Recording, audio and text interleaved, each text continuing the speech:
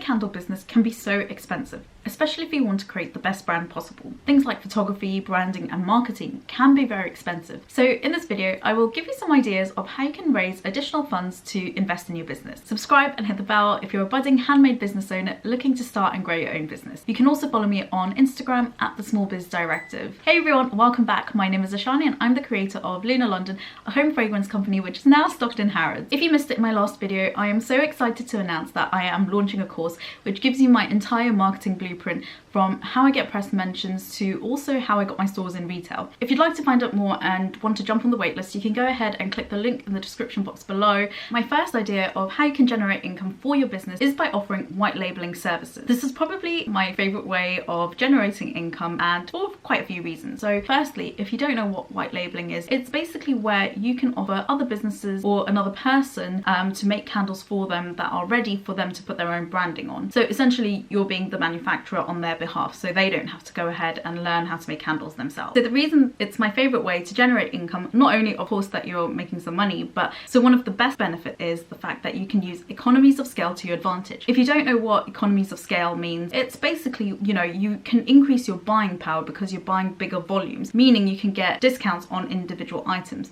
So just say you only ever need to buy 50 jars, but the white labeling service that you're doing for somebody else also requires 50 jars. You're now buying 100 jars. So usually at that point you would have a bit of a discount on each individual jar. So in that sense, it's making it cheaper for you to then also go ahead and sell your own product. The other benefit of it is the fact that it gives you practice to, you know, start fulfilling larger orders. So when the time comes that you start wholesaling and selling to shops and that sort of thing, you're able to understand the whole process, and it's a lot easier and less overwhelming when that time comes. The second way to generate income also ties in with the thought of leveraging skills you already have. So maybe think about the skills that you utilize in your day job, or if you have a very specific hobby and it has desirable skills that someone would want to pay for, it's a really good opportunity to kind of use what you already know and sell that. You could create a profile on freelancing websites such as Fiverr, Upwork or Freelancer and set up a profile and basically get jobs from there. Things like bookkeeping, accounting, social media management are really desirable things that small businesses need, but they may not necessarily want someone to be like full-time on their payroll, but they need to like contract those things out. So, you know, if you have some of these skills, I would go ahead and do that, and like it's a really great way to get, you know, start bringing in a bit more of the different income streams. The reason why I kind of focus on leveraging skills that you already have is because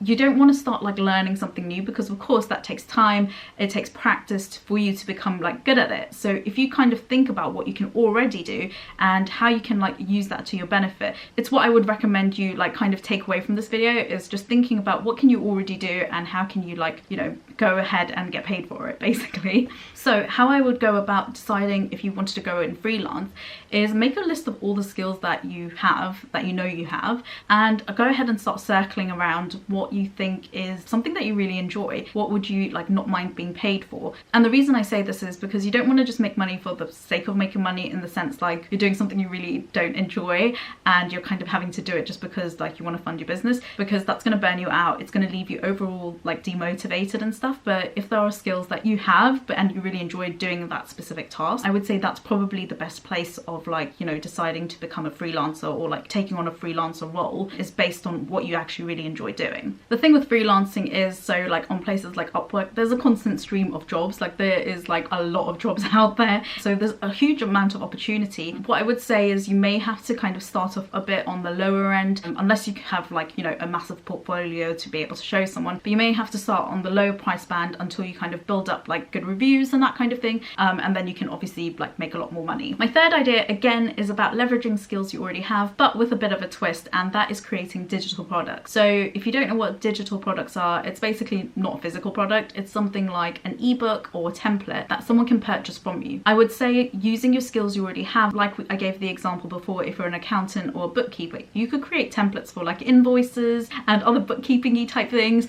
You know, have a think about what you kind of do as as your day job and how you can make that into a digital product. So some things that do really well are things like, you know, for teachers, like resources for teachers. You know, if you're good at social media, you could create an ebook on that, or, you know, sell templates for Instagram and Pinterest and that kind of thing. A great place to sell your digital product is on Etsy.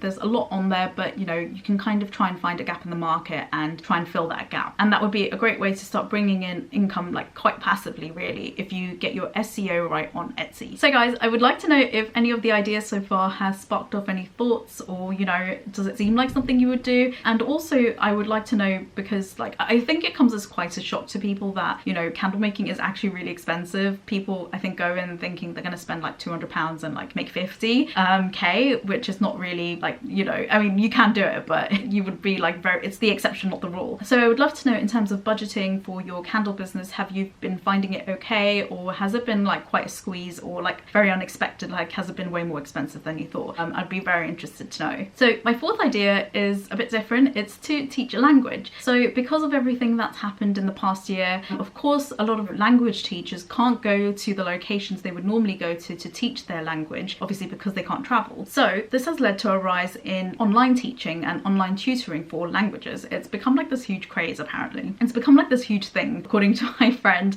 who knows like loads of people who are teaching English to people abroad who want to learn. The great thing about it is it's very flexible. You can dictate the hours that you put in, and it's also very well compensated for. I'll link a few companies that you can do this with in the description box below, because I can't remember specifically the names. They had a bit of random names, but I'll put it down in the description box below if it's something of interest to you. My fifth and final idea is to make money from things you already have in your house. So reselling platforms are huge at the moment. Places like Vintage Shop and Depop are massive platforms where you can go ahead and sell off things that you don't need in your house. Not only is it a great way to declutter, but also a good way to, you know, have like get paid for things that are just lying around and taking up space. Something else kind of tied to like Depop and that kind of thing is that you can rent out your tech. So in the UK there's an app called Fat Llama, which is where you can go ahead and like have your tech products being rented out to people in your local area that may need it. So things like laptops, cameras, tripods, ring lights, all of these things can be put on the app, and people in your local area can like come and like rent it from you, and it could bring in some significant income. So as I mentioned, in the UK the app is called Fat Llama. The equivalent in Canada is called Buns, and in the US the platform is called Borrow Lenses. I couldn't find one specific to like just all tech. I could only find camera related ones for the US. So if you know of something that sounds similar to what I'm talking about, please let me know in the comment section below, because I'm sure a lot of people would be interested in that. So guys, those were all of my ideas of how you can generate additional income to fund your handmade business. I hope you found it very useful. Let me know if it sparked off any ideas, as I mentioned before. Don't forget about the course. I don't think I mentioned it before, but I'm going to be launching a free training as well with it. So if you want any information on it, please go ahead and look in the description box below. Until next time, bye.